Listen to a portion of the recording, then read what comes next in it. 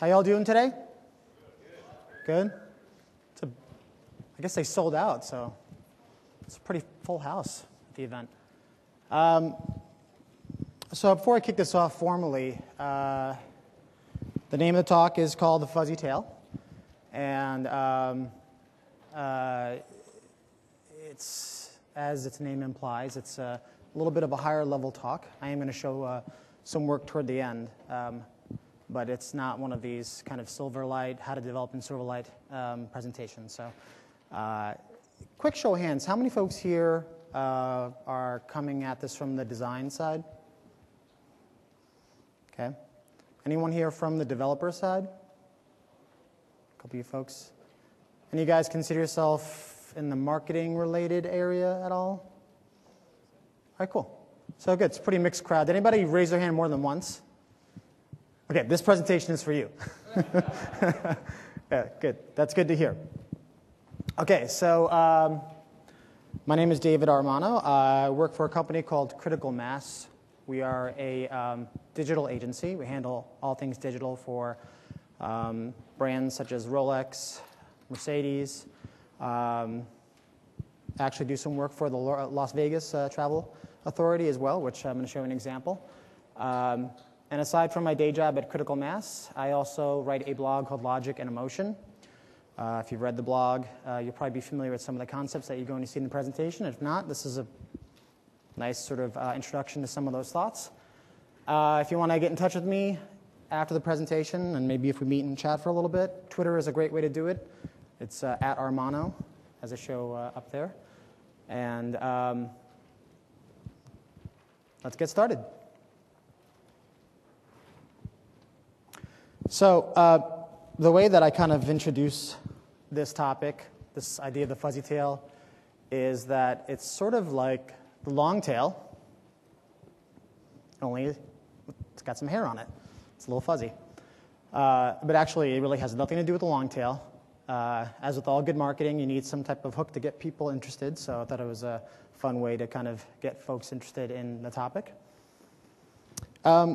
But aside from long tails and fuzzy tails and things of that nature, I want to take a step back and even kind of digress from a lot of the technology talk that we're hearing about today, a lot of the design jargon, technology jargon. I mean, when we get together at events like this, industry events, the industry jargon it's inescapable, right? And there's nothing wrong with it, but sometimes it's nice to think about things and reframe them a little differently. So what I want to talk about a little bit are blacksmiths. So, when was the last time you met a blacksmith? Has anybody met a blacksmith recently? A true blacksmith? One, maybe two people? Not a lot. You know, when you think about blacksmiths as a trade, blacksmiths historically were a pillar of society. They were essential to the role of civilization and the role that they played in society. And if you break it down into really simple terms, there's a couple of things that blacksmiths did that were essential to survival. They forged the steel that was needed to work the land, and that equals food. And they also worked the metal that was needed for weapons, swords and shields. And so they basically were pivotal in providing food and also protection for the communities, for the castles maybe that in the communities that worked. And if there was one role that you couldn't do without hundreds of years ago, a blacksmith would be one of them. If you ask sort of the blacksmith's neighbor, who in this community could we not do without? The blacksmith name might come up. So it's an interesting job description, I guess, to think about as we look at today and we think about the rapid change that is happening within our industry. So we have to ask ourselves, well, if blacksmiths was so important back then, why don't we need blacksmiths today? Why don't we, when I asked the question, how come not everyone raised their hand? It was an important skill. It was an important craft. It was one that played a significant role. But we don't really have the need for them anymore. And the reason we don't have the need for them is because the equipment that they forged, such as horseshoes, that was replaced by modern machinery, right? This thing called the Industrial Revolution came along, and it took away that very critical role that they were providing. Same goes for weapons. The weapons that they were creating were replaced by modern-day weaponry. Swords and shields were replaced by things like guns and missiles.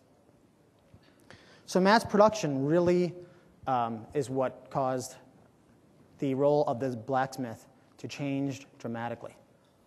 Again, going from the pillar of society, a role that was essential, to one that is almost non-existent now. It doesn't mean that we still don't have a need for things like food and protection. We just go about getting them a different way. So let's move on from blacksmiths a little bit, and let's talk about maybe something that some of us can relate to. Does anybody know what this is, this image? It's typesetting. Okay. And if anyone's been in, a few of you folks raise your hands who are designers, and if you, in your design history of graphic design, was part of your history going back 10 plus years, like myself, that's my background, typesetting was actually still a craft that was done. Before digital prepress and desktop publishing, there was still typesetters, excuse me. In fact, my first job was at a company called Columbia House. Anybody remember Columbia House? You get the catalogs and the buy 10, get 1 free kind of a thing, or actually buy 1, get 10 free, more like that. And we had a guy named Charlie who was a typesetter. While most of us had made the change and we were actually using things like Quark and Adobe Illustrator and Adobe Photoshop to do magazine layouts, do catalog layouts, Charlie still had a burnisher and a wooden desk, and he still did typesetting manually. And, of course, Charlie, in my first year there, ended up retiring. And the reason why he ended up retiring, he's a nice guy, and he was a great typesetter, but the reason why he ended up retiring was because, much like today, shift was becoming very rapid. There were a lot of changes happening, and so you didn't have the need for a good typesetter. As much as his craft warranted that skill set, and as much as it was needed at one time, again, anyone could become a really good typesetter with by getting decent at Quark or Illustrator. So, folks like Charlie, who were doing something very well, started playing golf a bit more. So, these are kind of sort of abstract examples, maybe not so much of Charlie, but it's worth thinking about our own jobs, and it's why I started off this presentation with the question of where you come from in terms of, are you in design or are you in marketing? Because one of the things that I think is happening in our space is that we all work in a certain discipline, but what's happening is that it's becoming increasingly difficult to draw a hard line from where, for example, a digital product starts and marketing begins, things like that. So when we look at our own jobs, this is probably something that many of you can relate to. We see ourselves as designers, developers, information architects. Some companies now have planning roles, like my company does as well, which is sort of a hybrid strategy, sort of user experience, high-level person. We may have analysts and project managers, and this may look different for every organization, but you could look at this and you could say, yeah, I pretty much fit in that bucket somewhere.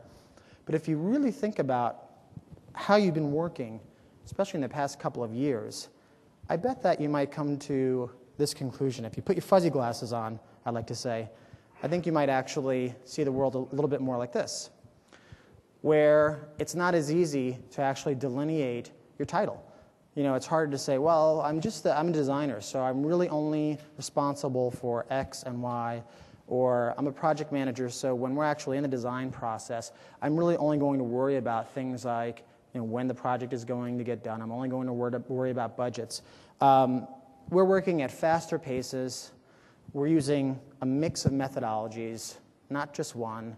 We're looking at things like the social network and learning from, even though they're not perfect, learning from how, let's say, Facebook operates, or YouTube for that matter, where there's a new feature functionality that seems like there's a new one launched every day. We're learning from how Google operates as a business, which is constantly launching, and learning from theirs as well. So we need to ask ourselves in this day and age, if there's some truth in everything that I've just said, which I think there's a gem of truth, I'm not saying it's an absolute, but if you believe that there's some truth, then we have to ask ourselves as individuals, are we fuzzy? Because if what's happening is that we're moving into an environment where lines are blurring, and it no longer matters what your specialty is, but what the holistic output is, then it's a question that's worth asking. So that's where this idea of the fuzzy tail actually comes in. And grab a quick sip of water here. And so obviously this is a very non-scientific approach, yeah, of course. But I did plot a little axis here for fun. I thought it'd be kind of interesting. I think what a lot of organizations, whether you're mid-size, whether you are Microsoft actually, if there's anyone who works for Microsoft in here, my guess is you're looking at this and you're thinking, yes, these are issues that we're struggling with as a big organization. Folks are really trying to figure out where they fall on this, because things that have worked for us in the past, processes, approaches, job titles that have worked in the past, we're kind of asking ourselves if they're still effective and relevant now. And another thing that I think many of us are asking ourselves in organizations, these are conversations that I have all the time, is are we willing to change, or are we really falling back on things that have worked for us in the past, and it's just easy for us to continue to do those things because we've had success.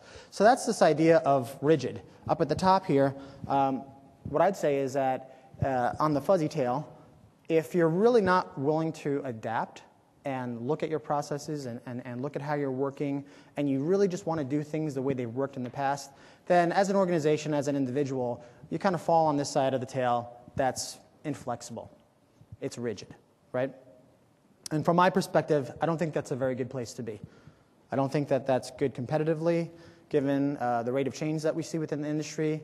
Again, given the rate that applications seem to be coming out. If we move down into the center of the tail, where it starts to get a little fuzzier, that's a better place to be, right? And if we move towards the far end, well, it gets pretty interesting there. I think the sweet spot is probably in the middle, not moving up to the rigid, not kind of going backwards. I think you want to be in the center, potentially moving towards the end. Because again, I think that what we're seeing in this space is that it's a lot of convergence, and we're seeing the collision course of business, design, marketing, things along that nature. So talk about things that are not fuzzy.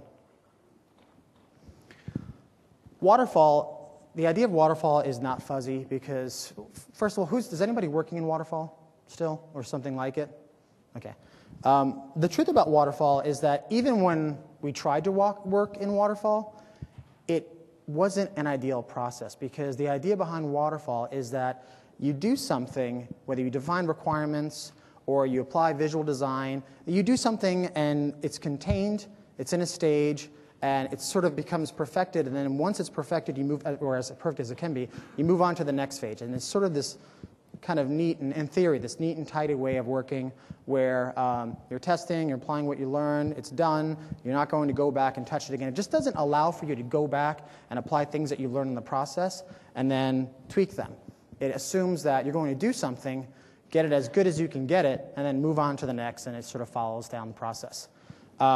And even when waterfall was sort of accepted as the typical process, again, in its ideal form, though it sounds good, it wasn't ideal, because what we found out when we did things like user testing was that we wanted to go back and change things, but we realized it had to happen after the launch. So we all know that waterfall is not the best process, but when I bring it up, as you'll see, I'm kind of thinking about it from a different perspective. The idea of the assembly line is obviously not effective as well, and it's not fuzzy.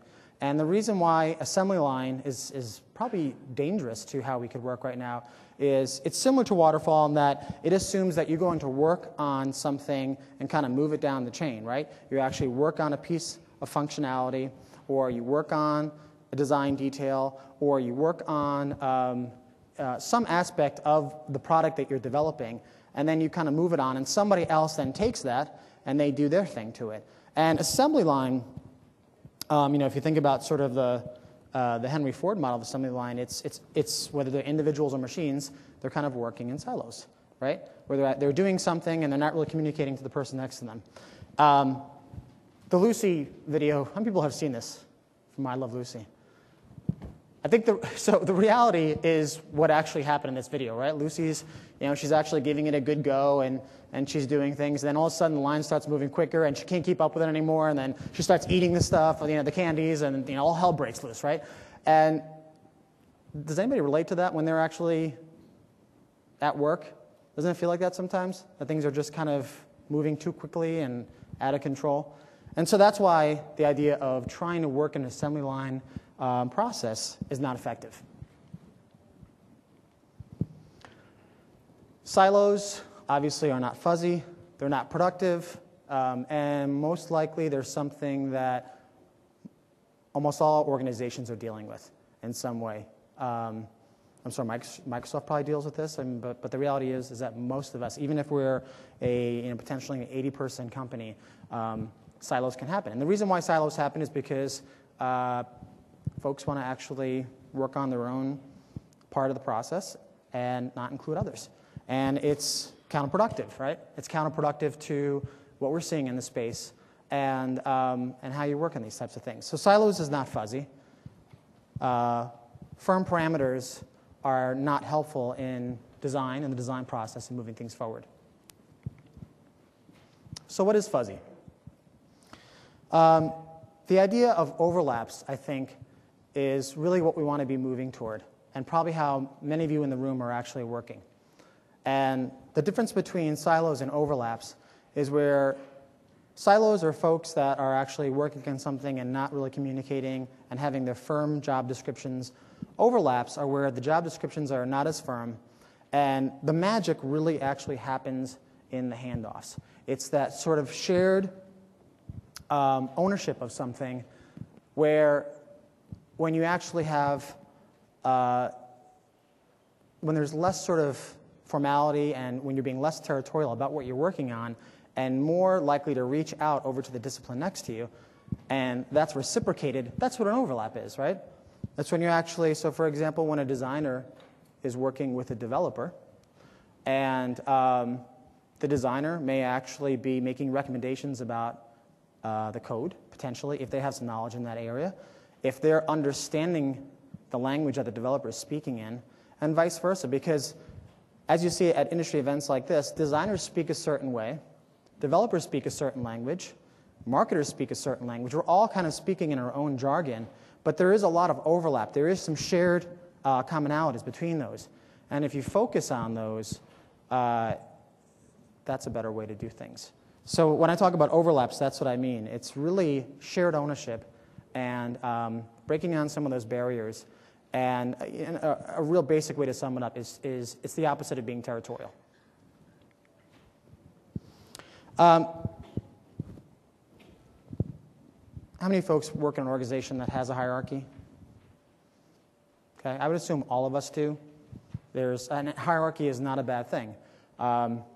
It's the way organizations are structured. There has to be accountability at the top. There has to be reporting structures. But what happens is, in terms of design and development, is that sometimes we confuse hierarchy and reporting structures with the way that we actually work.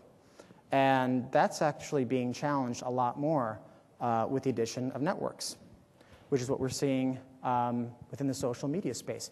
We're seeing a lot of collaboration happen across the globe, people from different countries getting together. Maybe they're swapping pieces of code or they're swapping design ideas remotely. They're putting them up on servers. They're actually working on things. And you're seeing the fruits of that in lots of social software or innovations that are coming up in areas that you wouldn't expect them.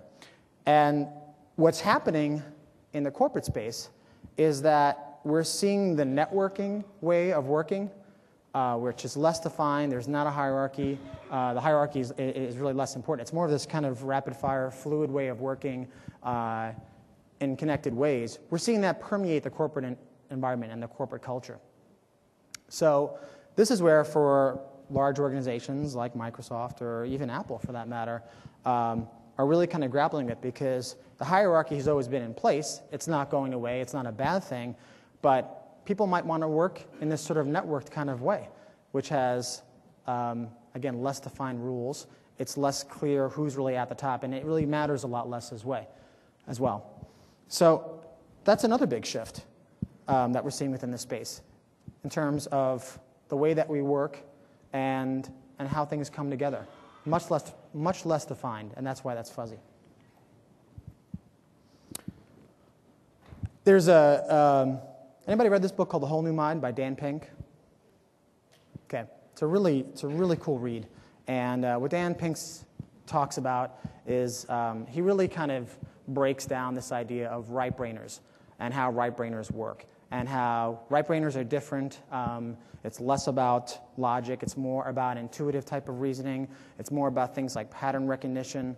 And he also breaks out of just the idea of right-brain thinking, and he gets into things like systems thinking, into holistic thinking, really kind of using your whole mind.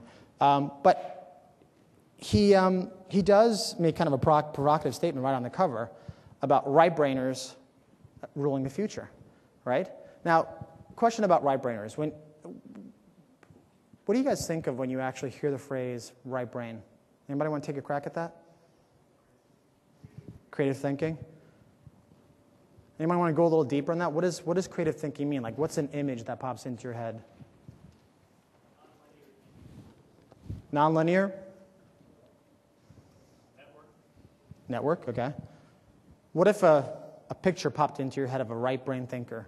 Who would it be? Steve Jobs? Salvador? Like Dali?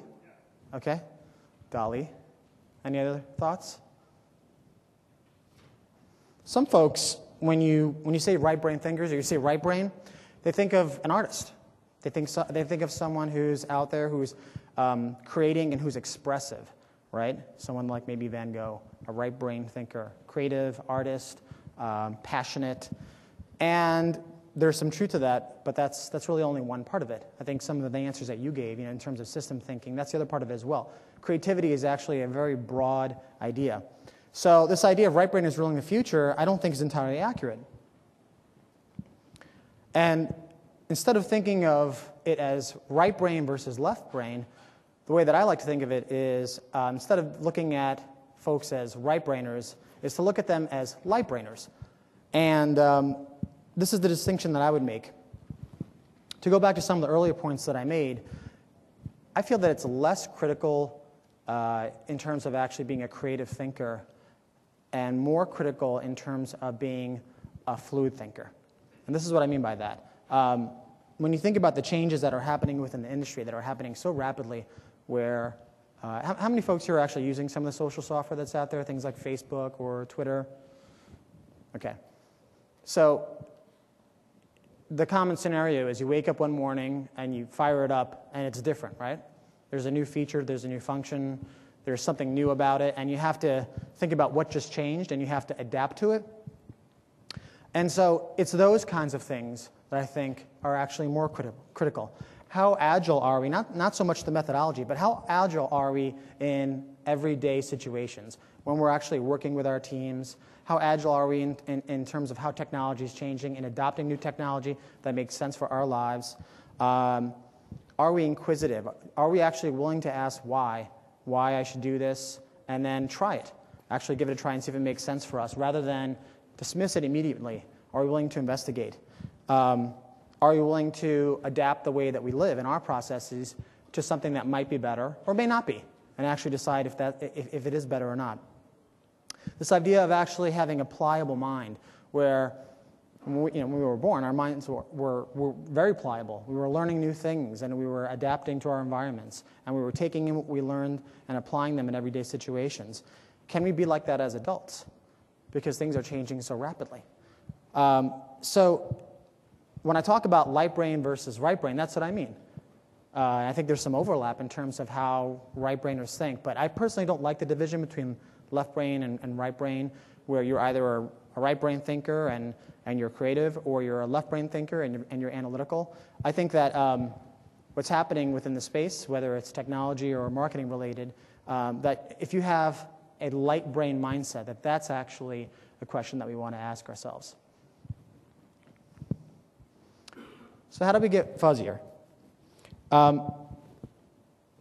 One great way, practical way, if this is something that you relate to and you think is important, is to forget that you were an expert at anything. There's a little chuckle back there.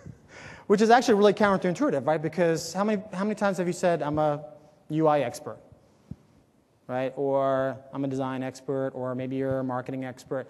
The tendency is that when we get really good at something, we want to think of ourselves as experts, and there's really nothing wrong with that. But once you think of yourself as an expert, that's where you start creeping up the rigid part of the tail, right? Because if you're an expert and if you know that certain things are truths and that certain things work, it's possible that you might be less inclined to factor in other things. So if you think there's something there, then who's the poster child of this? Well, it's Forrest Gump, right? Because Forrest, there's something to think about here because Forrest, I don't think if you asked him, would claim himself to be an expert at anything, right? He's a really humble guy, and he actually got very good. The ironic thing is that he got really good at a certain number of things. And if he got into running, he became the cross-country model for running, for a runner. He became the ping pong champion. He was a hero. He was all these things. When you look at it and you look at the achievements, you could say, well, he was an expert in a number of things, but he never saw it that way.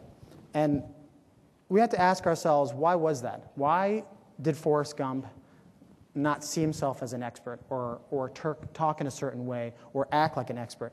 And the reason why is because he just didn't think that way, right? He just did things. He just didn't overcomplicate it. What's the answer that he gave when someone asked him, why are you running? He said something like, I just felt like it. I just felt like running. And he never stopped. And that's something that we need to think about in terms of design and development and even how we're marketing things. Are we willing to just actually dive into it and do it and see what we can learn from it versus overcomplicating everything and over-strategizing everything to the point that we don't do anything and we become paralyzed? Forrest is the opposite of that. Forrest possesses what some have called the beginner's mind, right? Where basically he approached everything as it was a first-time experience, and that's why he just did it. And it turned out to be really effective. So if that sounds good, and if we think we might be able to learn something from that, what we need to do is actually unlearn. We need to not think of ourselves as experts, and we need to actually distance ourselves from the things that we thought that we knew.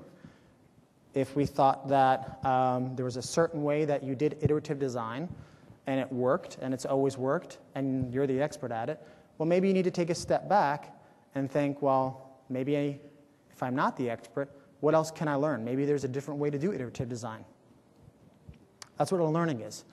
We have to ask ourselves, can we take a step back from our day-to-day operations and actually unlearn? Are we willing to unlearn as much as we're willing to learn? And we want to do this so we could actually learn again. It's, again, that idea of a beginner's mind.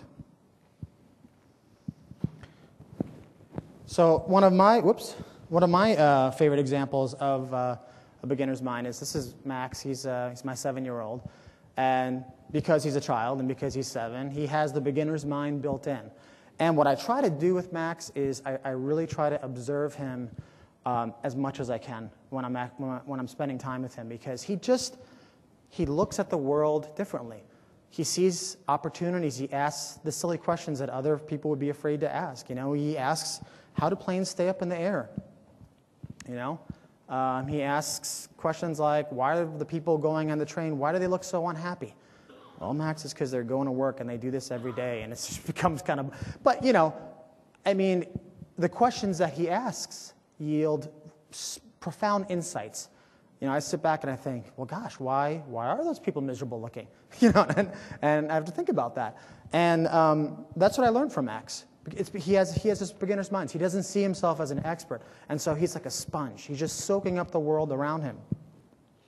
And the great thing about this is, as I've been thinking about this idea of beginner's mind and my 7-year-old and children in general and the questions that they ask and how inspirational they can be, is that it's not limited to being a child. It's not limited to being a 7-year-old.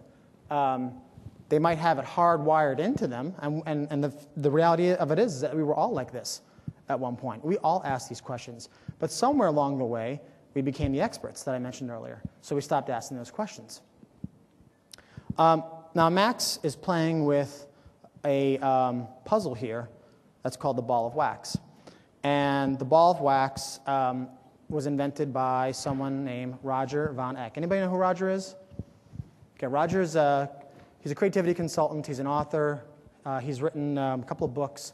He's in addition to that puzzle I just saw, he's he's best known for a pack of cards. It's called the Creative Whack Pack, which came from one of his books. And if you need to actually ever get any sort of inspiration like that, anybody here have the audio cards, the method cards? Well, you should get that as well. So write this down. Go out and buy IDEO method cards, and then buy Roger von Eck's Creative Whack Pack. What's great about the Whack Pack is that it's a deck of cards with really classical creativity exercises that get you thinking about things in a really different way, reframing problems. One of the cards talks about the idea of beginner's mind. But I don't want to promote Roger's project or product. I want to talk about Roger himself. So Roger, as you can see in this post, Roger just turned 60.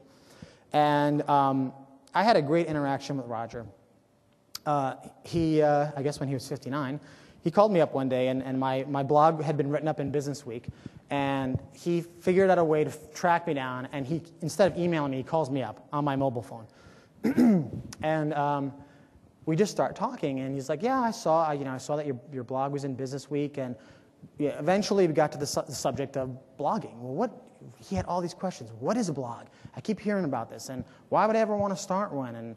And who blogs? I thought it was just for, people who talk about their cats and what they had for lunch. And that's really all he knew, but he didn't stop there. I mean, he hit me with about 20 questions, I'd say, in 10 minutes. Or 10 minutes, what am I saying? Probably 2 or 3 minutes. That's just how he thinks. He just has one of these minds that I'm talking about where he's curious, he wants to know more, he doesn't make assumptions, and he is like a sponge. He's kind of like my 7-year-old. He has all those qualities. It was amazing. And the cool thing, the super cool thing was after that discussion, and this is where it got really interesting. You don't get to witness this very often, but what Roger did was, so we had this conversation. I was like, Roger, you got to start a blog. You've got the content. You've written books. You've got this, these cards where each one of them, you could just serve them up as a blog post. You probably create a whole new audience for yourself. And it's sort of the thing you want to have in addition to a website. All the things we talk about, conversations, these meaningful interactions, all these things can happen through a blog. So we had that conversation, and literally 2 days later, I noticed that he starts a blog. Sends me an email. He's like, what do you think? I gave him some feedback, but then for the next 2 weeks, this is where it gets really cool. The next 2 weeks, I start watching Roger's blog as he's tweaking it and building it and making changes. And literally, one day I'd come to it, and his picture would be up on the left, and he'd have a set of links, and he'd be creating new content. And then the next day I'd come to it, and it would look totally different. The layout would change.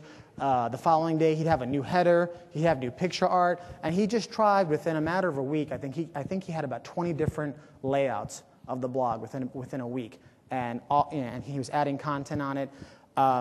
And it was such a lesson for me because it made me realize that, that kind of mindset comes in really handy for the way that we work today and the changes that we're seeing in the environment. Because here's this guy, when I saw Roger working this way, the first thing I thought of was people who I had been in contact with who embodied the opposite. They would never do these things that Roger was doing. They'd probably ask a couple questions about a blog and then dismiss it and say, well, it's not for me.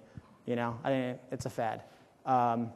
And Roger was doing the opposite. Not only was he trying, but he was doing it with a veracity that really kind of set me back. So, when I talk about Max, my 7-year-old, and I talk about Roger, I think it's cool because it shows you that it has nothing to do with age, and it has everything to do with what I was talking about in this idea of being light-brained. And I'm convinced that attitude is critical in today's business environment. So, proof of fuzziness. Again, when I asked in the beginning of the presentation about sort of where you fit and A good percentage of you raise your hands when saying that you had raised your hands multiple times. If you have a hard time describing exactly where you fit into, even if there's one area that you kind of identify with, the chances are pretty good that you're a fuzzy person. So you're right at that center. How many of you have heard the idea of the T-shaped person? Okay, just a couple. So the T-shaped individual, I'd first heard about it from, I don't think this person came up with it, but Tim Brown, who works for IDEO, talks about this quite a bit. And so the idea behind the T-shaped individual is that it's a person who has a core competency in one area, but they have complementary competencies in other areas, and so they form the shape of a T.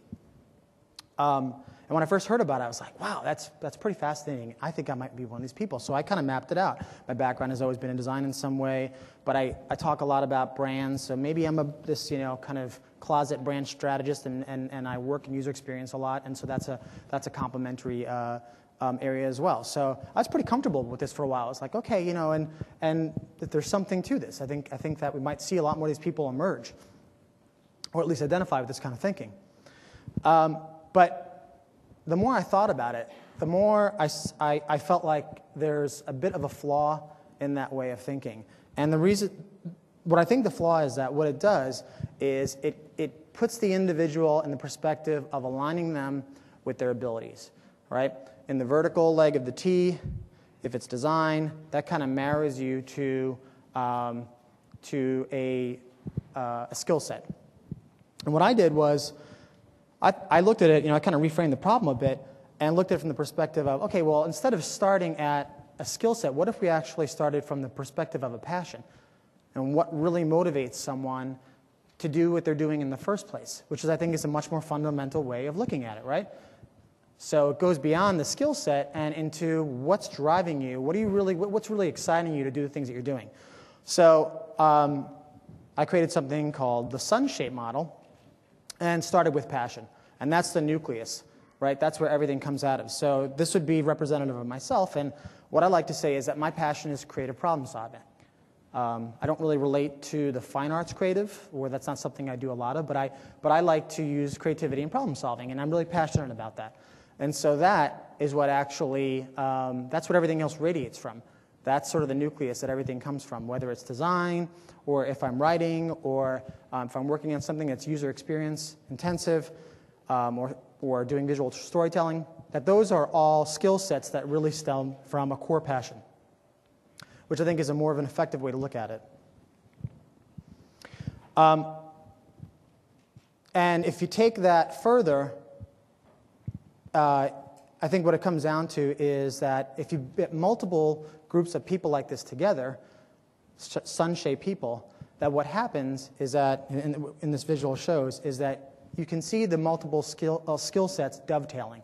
That you get a lot of people that are motivated by different passions, come from different worlds, but if you can motivate them, if you can kind of harness that passion and get them to collaborate, which is not easy, but it does happen, and oftentimes you can get them collaborating around a shared purpose, that what you have is you have this really nice dynamic that sometimes is a little bit, if I were to animate this would not be clean and tidy. These things would be bumping against each other. It'd be a little bit messy. It'd be kind of fuzzy. The myth about collaboration is that when people talk about collaboration, it's like you think about people holding hands and singing Kumbaya. And collaboration, true collaboration, it's the opposite. It's people actually who are willing to get into little skirmishes, but then have breakfast the next day and laugh about it. That's true collaboration. And so I think that a lot of good design solutions or a lot of good creative solutions comes from this team dynamic. Has anybody worked in that kind of way before? Okay. So a way that I like to illustrate this is as if you take an individual that's in this kind of model. So if I were to take myself, so one of the things I do on my blog is I do this visual thinking, and people seem to like it and they relate to it. But it's one person. I run my own blog, I write it, and I do these things. So I can move the needle so far in terms of what I'm doing as an individual. But it's when we get together as teams, as these sort of sun-shaped teams, where that kind of friction, that positive friction is happening, and that messy collaboration is going on, that's when you actually can do some substantial things. That's what's responsible for things like the iPod, or I'm sorry, the iPhone. And I'll talk about some work that supports that way of thinking or working. Before I get into that, so let's actually meet some fuzzy people. So these are the three main founders for YouTube. Chad Hurley, and the title that I could find for him was designer, but my guess is that word designer would be very broad. My guess is that Chad probably did a lot of different things that many of us, when we look at the title designer, may or may not relate to. Steve Chan called himself an engineer. Again, I have a feeling that Steve was stepping into the designer role quite a bit and also doing a lot of development as well. And Jawed Karam, I couldn't find a title, but I just called him geek. I figured that was kind of a good thing to call him because we're all geeks more or less. And I think YouTube is a really good example of innovation because it actually created or fulfilled a need that we weren't sure that we actually had, but in reality we did.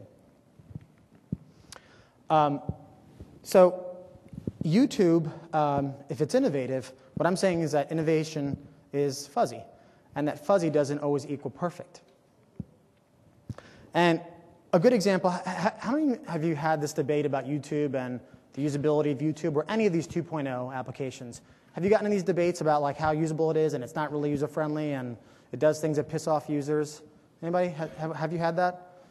Okay. I'm sure that's something that some of us have experienced. That tends to, whenever I talk to folks about some of the applications, social applications that are popping up, when I talk to user experience people in particular, we end up usually going there. And we always end up saying, I always hear that, well, if something just came along that was a better user experience, you'd see X go away. And I'm not so sure that's the case, because if you think about something like YouTube, what made YouTube really innovative, it was several things, and probably more than I have on this slide. One, it solved the universal media player by actually serving up video in Flash that just worked on every browser. Two, a community started actually developing around it where people would comment on each other's videos and create accounts. Three, the video could be distributed. It was one of the first models of distribution that's really driving all of the stuff that we're talking about. Videos could be anywhere. They're not centralized. They're not just on YouTube. They could be on your blog, your site, your Facebook page. They can show up anywhere. And then also the context and relevance of them, where you could be looking at one video but seeing 20 or 30 that are related in some way. And so you see the network in action, right? Because you might upload a video and then see someone that's linking to you or that took the video that you created and did their own version of it. So it starts bringing people together in a network fashion. So there's a lot of reasons why I think YouTube is innovative. And then also they just happen to be the first to create the platform, and the timing was right. And it's not a perfect experience. It's not a perfect user experience. But I still think it's innovative, and I think that's worth thinking about.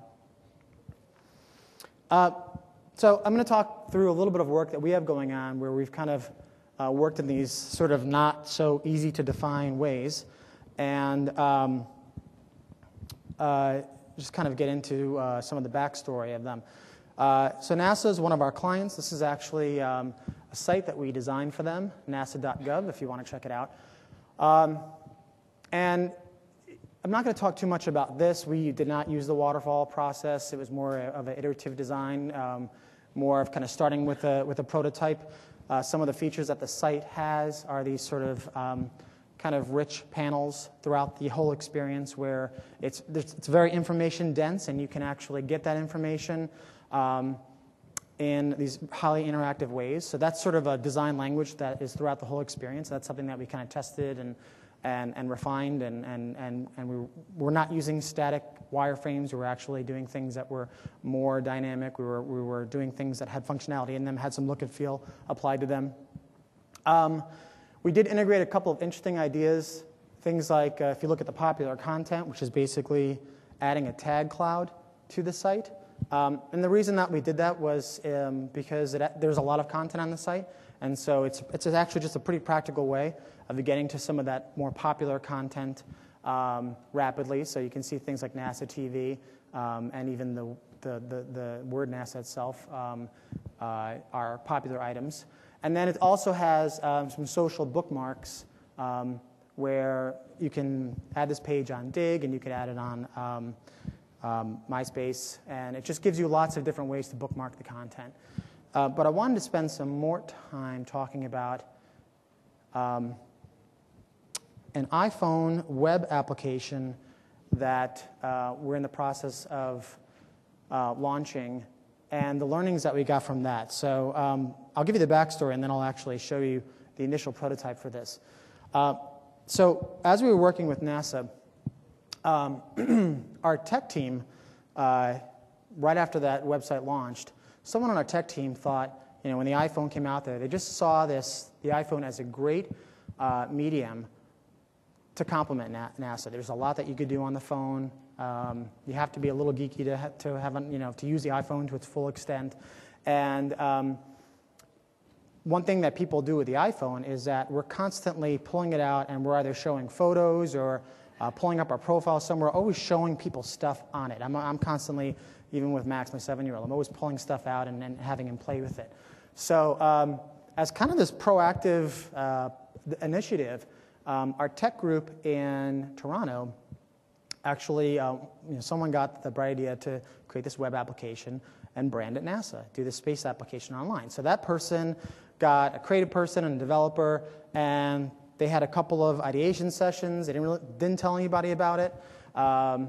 They started just quickly whiteboarding. They started sketching. And within a week, they started prototyping this web application that they wanted to sell into NASA. So I'm going to show you that demo right now.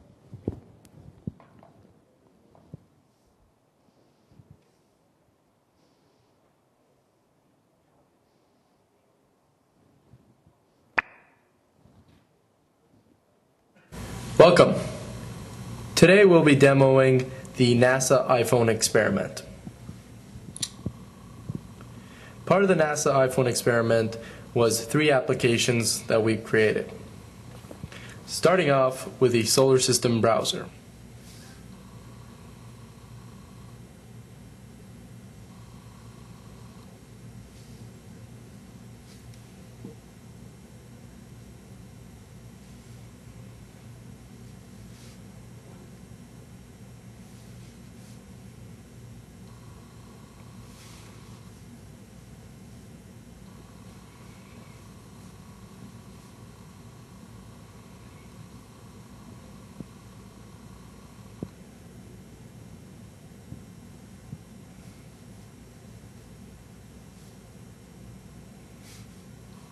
Next up is the solar system simulator.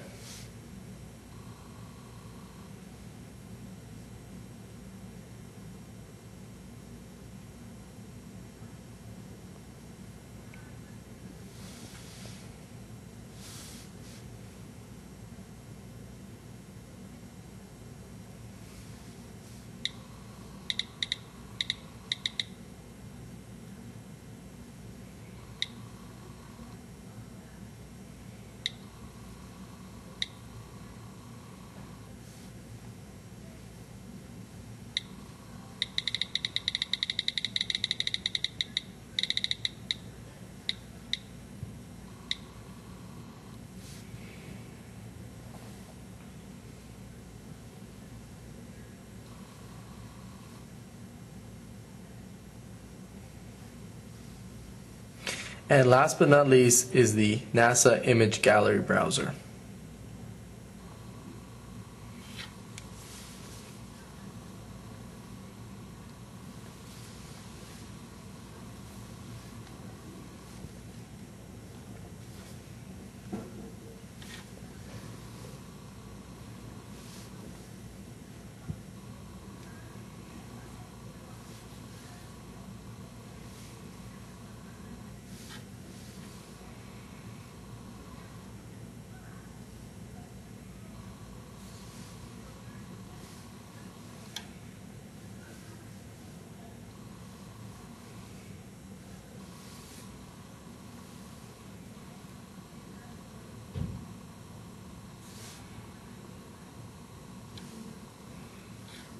And that's it. Thank you.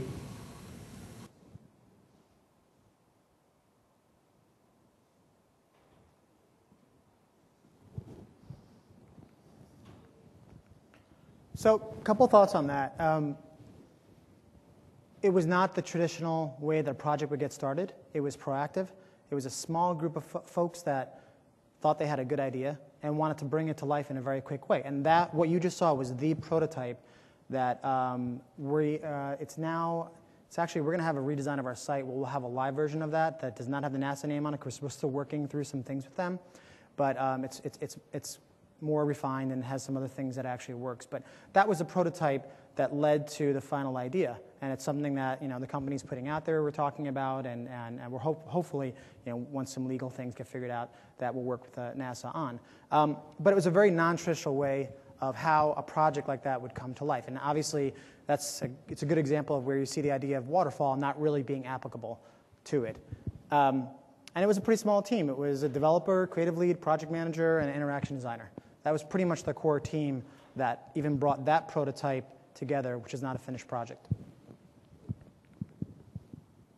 Another example is something this is something I actually worked on, and it's kind of a bit of a social media dashboard, I guess, in some ways.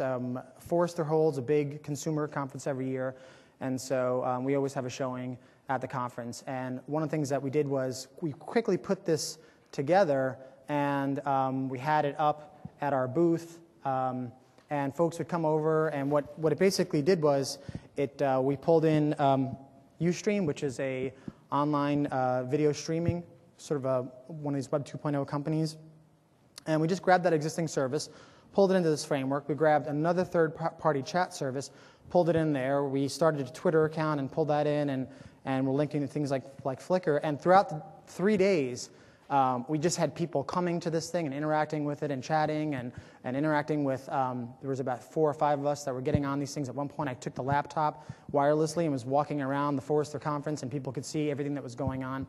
So I'm actually going to show you a little bit of video. Talk about this.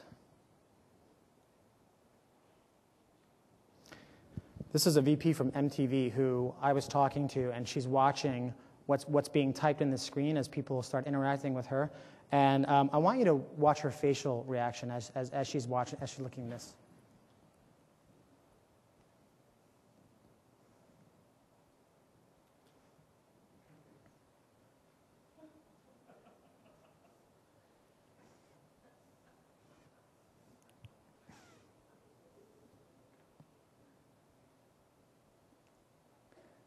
Right about now.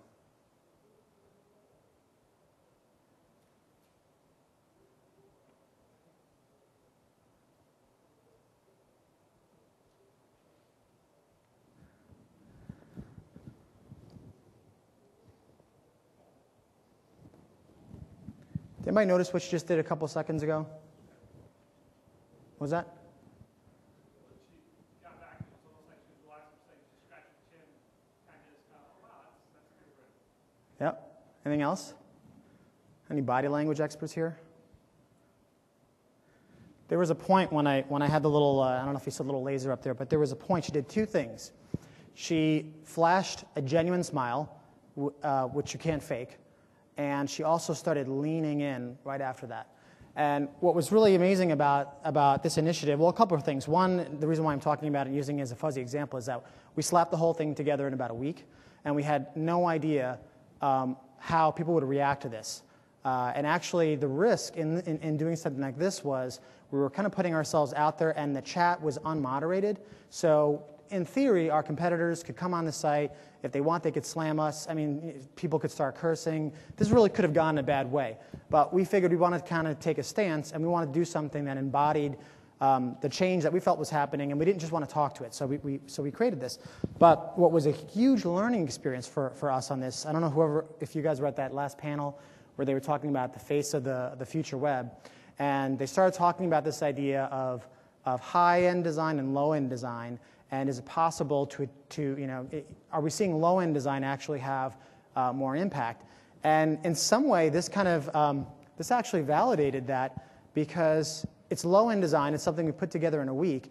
And what we found out within that week, it got linked to about 40 or 50 times through different blogs. People talked about it.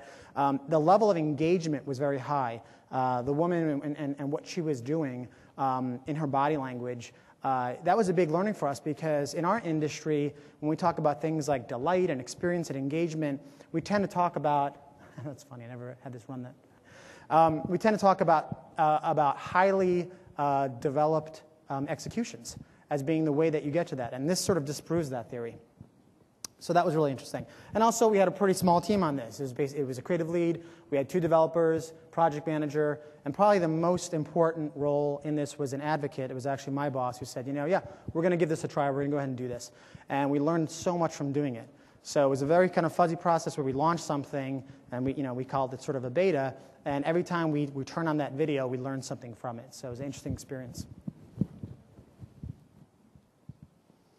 Last thing I'm going to show you is something that we actually did for Las Vegas, and this is live. And it is, you can actually start a profile on visitlasvegas.com. It's basically part of it is a social network. It's a Vegas-branded social network, kind of a private social network. And the other part of it is kind of a social calendar, where as you're planning trips, you can invite your friends within your network to see what you want to do, and they can comment, they can vote things up and down. And the reason why I'm kind of talking about this well, I'll walk you through it, and you'll get the idea.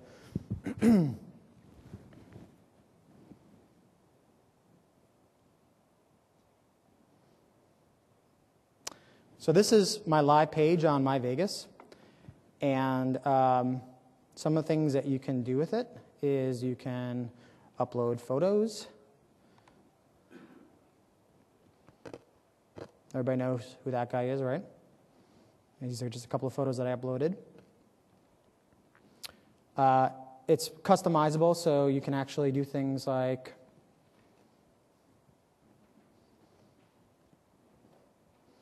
choose different themes, different fonts, colors, layouts. You can choose the kind of content you want to display on there.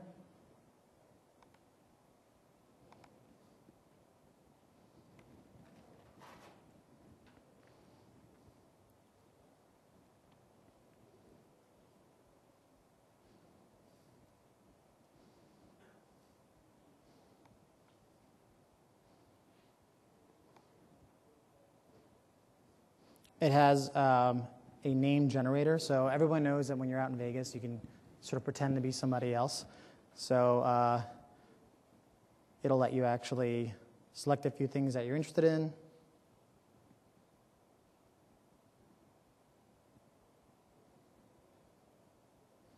Answer a few questions.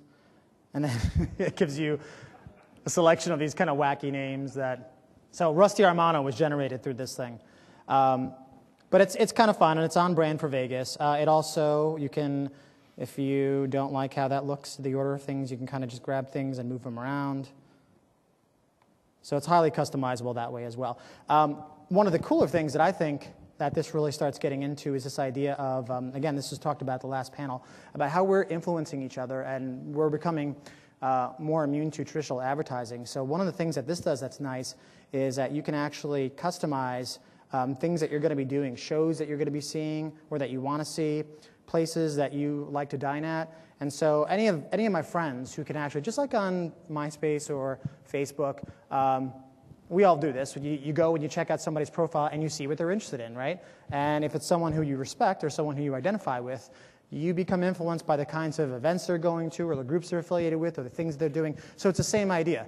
By actually being able to select some of these things, if someone's checking out my profile, they can see what I'm interested in or what I think actually is worth going. Another thing that it does, as I mentioned, is this sort of trip planner functionality. So I created a trip for Mix08. And I'm just going to take a look at that trip that I created. And this kind of goes back to the idea of that process and back to the idea of waterfall, especially for something like this. So this is the RSVP tool that allows you to actually create and edit an upcoming trip to Vegas, name it, select different things. And aside from it being very branded Vegas and kind of playing up the idea of glamour, it's fairly dynamic, right? So it's not static pages that just refresh. It's actually showing sequences that animate. It's kind of little non-linear in that way. And the way that this was developed was sort of the opposite of waterfall. As a matter of fact, even the wireframes that we used for this were very non-typical. We were doing more of, I would say, hybrid animated storyboard functional wireframes that we got into sooner than later, earlier than doing kind of the static wireframes for this. So when I talk about the processes and kind of redefining them and having them be a little more fuzzy as we evolve them, this is sort of an example of working in that way. So you can do things like choose what to do. And everything that I was showing you actually are things that I've set up. Danny Gans. My wife wants to see Danny Gans, not me. You can add friends. We call them your entourage because it's Vegas. You can see there's Chris Snake Eyes Bernard. And then they can actually vote on the things that you want to do. Give it sort of thumbs up, thumbs down kind of a thing. So those are the places, things that I want to do, invited friends, and then you send out invites to your friends, and that's where they can actually come in, and that's where this becomes kind of social. What I really wanted to emphasize on this example, again, was this idea of the way that we got through working like this was pretty non-traditional. The project itself still took a considerable amount of time. It was over 6 months, but a lot of that was sort of client-related. We worked with a traditional agency in partnership called R&R Partners. But once we were sort of in the nitty-gritty of actually designing the experience, it was a pretty unconventional or non-conventional way, especially in that RSVP tool with the animation that it had and sort of the non-linear quality to it. So why should you care about any of this? I like to say it's because we're really not in the website business, and this is specific to my field. We're dealing a lot with web design and development and applications more so than software, so I don't know where your background is on that. And the example that I like to use is this is a website that friends of mine who are in the keyword search business, it's their site. It's like a 12-page site. And I designed the logo for them, and they went out to a contractor to have the site designed. So it's a 12-page site. Most of it looks like this. It's about that quality. It's not the most beautiful site in the world, but it works. It's functional. It actually looks professional. Anybody want to take a guess at how much they paid for the site? 10K. Someone said 15. 30. 5K. What's that? $500. Okay. They paid $400. And the way that they got that price was they went through a service called Elance, and they got an offshore design developer, kind of one-stop shop or individual, I'm not even sure, through Elance, and they basically gave this person or small company my logo. They said, use this for the color scheme. That company came back with some stock photography, these templates, took all of their content, designed it, and built it within a couple of weeks. $400. So to go back to the beginning of the presentation, this is just one of the changes, right? This is where the blacksmith example, this is where you start really kind of have to thinking about it because, $400 for a website that actually, it's not the best website in the world, but it's functional, it works, and it actually, like I said, it makes them look like a much bigger company than they are. So we have to really think about things like this. And I like to talk about the fact that really we're in the ideas and experience business, and that's how we have to look at them. And we have to think about experiences and really understand why they're successful. I won't get into the iPhone because everybody's talking about it, but I talk about Trader Joe's all the time and talk about not only is it a great experience, but it's a great niche experience. It's a great experience for people like me who hate the regular shopping, going to a regular shopping supermarket. And I actually like their foods. My only beef with them is that they don't have more kid-friendly foods, but whenever I want to buy foods for me and my wife, and that's where I want to go shop. And also even, how many folks actually use Twitter? Okay. Has anybody been using it for more than a year? All right, a few of you. Twitter, if you jumped on within the first 6 months of it, was a fascinating case study of what I think is sort of a new movement in design. And it's this idea of rapid iteration or evolution or unintended evolution. Twitter basically was designed for one thing and ended up becoming something else. And part of the limitations in the experience is because it wasn't designed for it, but it's also part of the appeal. It's so ultra simple, and the bar, it's that low-end design that actually makes it work. The biggest issue with Twitter is not so much the design of the experience as much as it is, can it support, the most common complaint is it's down. If Twitter was actually up more often, few people would actually have bad things to say about it. But again, if you were using Twitter early, it was amazing to see it evolve into something it was not simply designed for. And I feel like we're going to see more and more examples of that, of just something that gets used, people talk about it, it spreads through word of mouth, and people either find a place for it in their lives or they don't. And so that's why we should care about this stuff. So I would end by just saying, let's think about getting fuzzy. Let's think about different kinds of processes and methodologies, being open to new things, not being defensive or territorial, and really having that sort of light-brained mentality. So that's all, and we have some time for questions or just discussion if anybody wants to talk about this stuff. Thank you.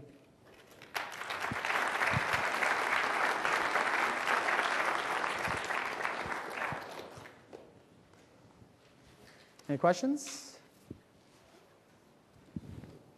Hey, Greg. Talking about this is one thing, but in so many situations, the idea of we want to work more fuzzy or we want to work more collaboratively is dictated higher up. Where, if we're lucky enough to work in a situation like you're saying, some people had a good idea and they were told, hey, just run with it. So a lot of times, folks that want to work in a particular way are not the ones who are the decision makers for methodologies that are embraced by a particular company. So, in a previous place that both he and I worked, that was one of the issues, and in some ways, it's even more frustrating. So I guess I'm not asking, hey, so give me the solution, but what have been people's experience as far as trying to instill a different working environment, a different methodology? No. When you are not the president or VP? Well, I think it comes down to the individual decision. So to go back to the iPhone example, if someone said, no, we're not going to do this because it's never going to work, if it didn't get to the level, basically, as far as I know from that story, no one knew if that effort was going to be supported, but they were able to sort of protect themselves and get to a point to where they had something tangible, they had that prototype, right? And so from there, folks were able to see value. And that's where, when it started working up the chain of hierarchy, people took notice and said, well, there's something to this. And so now you have kind of a pilot program where if more people do that, they might have an easier time. So I guess to answer your question, I don't think any organization is ideal. And maybe a few kind of, do encourage that. But sometimes it just comes to the individual and the team to motivate other folks to try it. And if you could get to something tangible, now you have a fighting chance, right? Because you have something that people can react to. And that was the case in that example. So, my guess is that most organizations are like what you're describing, but at some point, if you feel like you can do it and not get in severe trouble, you should just give it a shot and see if you can end up with something tangible. First, I'm going to say I like a lot of the things you're talking about. I agree with a lot of them. I noticed, for instance, when you're talking about the NASA project, you talked about 4 people involved, and you run them off designer, developer, interaction. Yeah. How has, kind of in your organization, how has this worked in terms of balancing kind of this idea of kind of fuzzy, like-brain people with kind of the job title, kind of from the, what do I call myself, perspective, but also just trying to kind of quickly communicate with someone. It's really easy to use language. Yeah.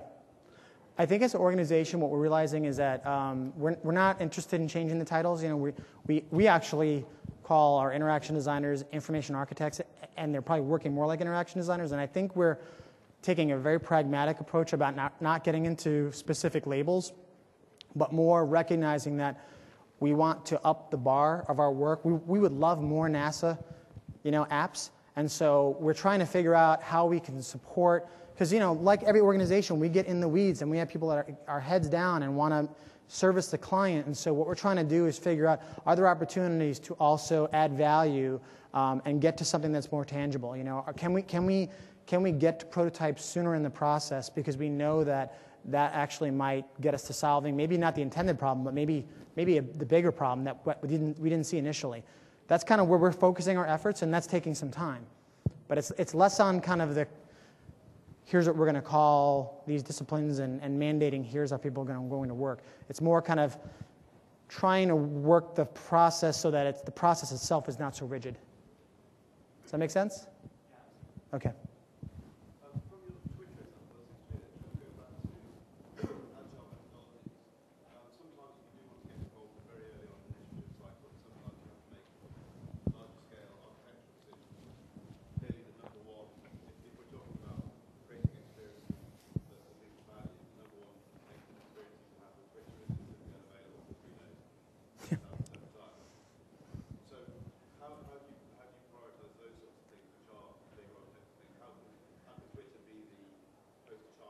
Yeah, that's a great question.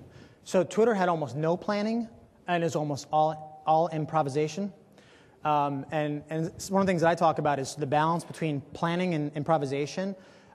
Twitter's an extreme example, but I still think it's very valid, because one of the cool things about Twitter is that it's looking at what happens after the launch more so than what happens before. Ideally when we're working with clients, or if you're working internally, there's a nice balance between planning.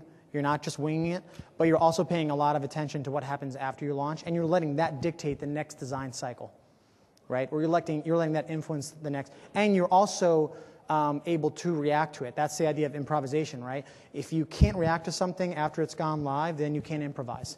So I think, I don't know if it's 50-50, maybe it's 60-40, or maybe it's something along those lines, but obviously the balance between planning and improvising is sort of the sweet spot. One over here. Yeah. Just wondering, do you see any relation with the cost of this kind of projects?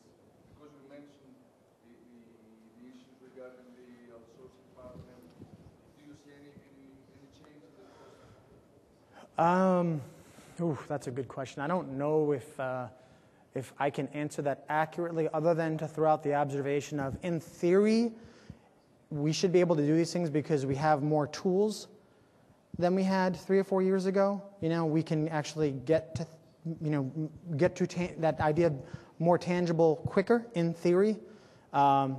So if we learn things sooner, we should be able to take those learnings and actually apply them sooner, which in theory should actually be more cost effective. But honestly, I don't know.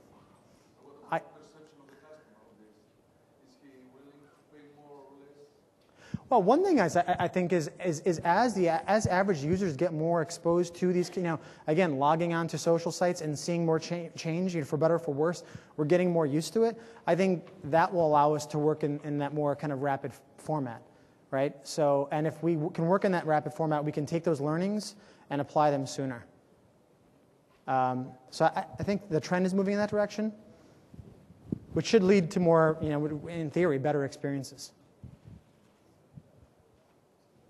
Yeah. For many of us are actually in shops with a large emphasis on production, and I don't know how many other groups are like ours, but resources are kind of tight. Innovation's kind of seen by management as a plaything of certain groups. Have you found, in your experience, a kind of a sweet spot for a balance between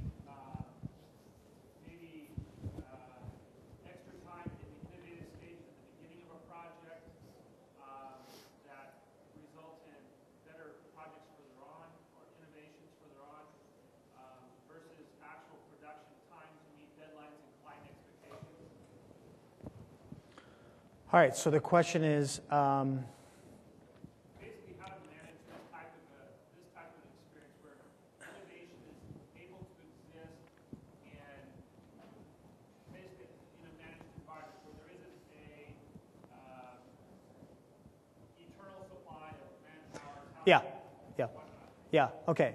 I mean, I think the essence of your question is how can you get to innovation? Because more time, you know, when you think about innovation, you think about more time, you think about more resources, right? We just don't have the resources to be innovative. We don't have the time to be innovative, and I think it could be, again, the iPhone example was a good use of downtime. At least in my industry, sometimes there's downtime. Sometimes, you know, you're just on the down end of a client, and fortunately, we had a group that did something with that. So I think that looking at it from a very practical perspective, maybe it's analyzing where there are dips and peaks in the time and being more efficient that way, and say, okay, we actually have a team that's not utilized right now. What can we do in this time that we have available to us? So maybe not creating more time, but being more creative about the time that you have. Does that make sense? Okay, no problem. I think I'm seeing a red blinking light, so does that mean we're pretty much done? Oh, 3 minutes over, okay. Cool, I filled it up. Hey, thanks everyone for coming, appreciate it. Thank you.